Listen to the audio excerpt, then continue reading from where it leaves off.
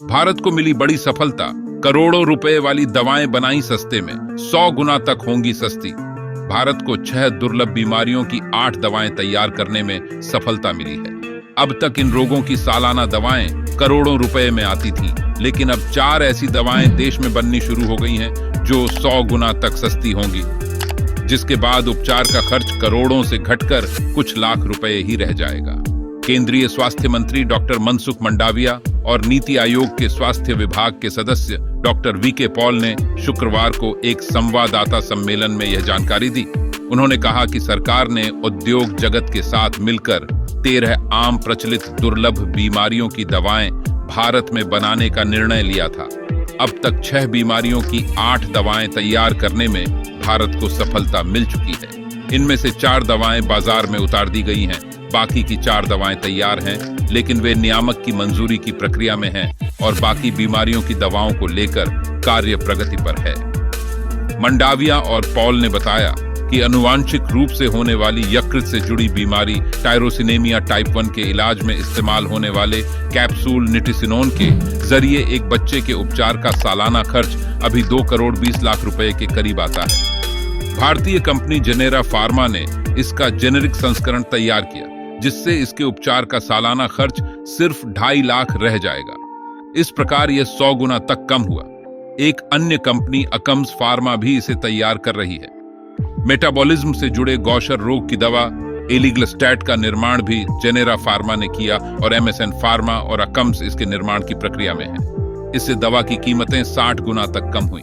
इसके इलाज का सालाना खर्च 1 करोड़ 80 लाख से 3 करोड़ 60 लाख तक रहता था, लेकिन अब यह भारतीय दवा से महज 3,60,000 रह गया है। वंशानुगत विकार की दवा भी विकसित की गई है।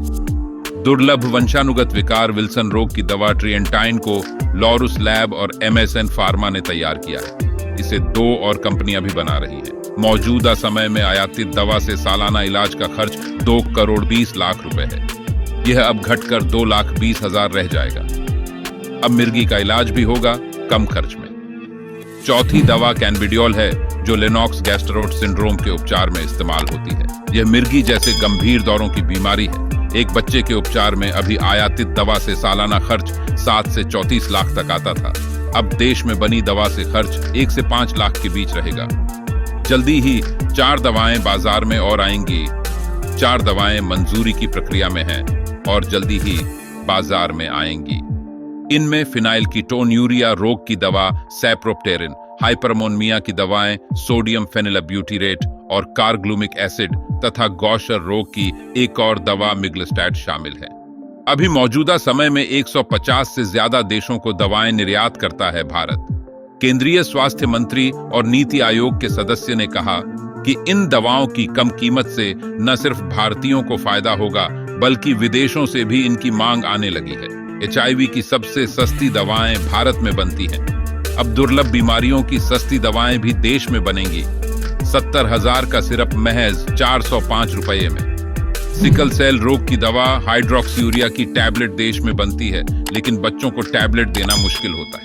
इसका सिरप काफी महंगा है और 100 ml की एक बोतल की कीमत करीब 70,000 रुपये है, लेकिन भारतीय दवा कंपनियों ने इसे महज 405 रुपये में तैयार करने में सफलता हासिल की है।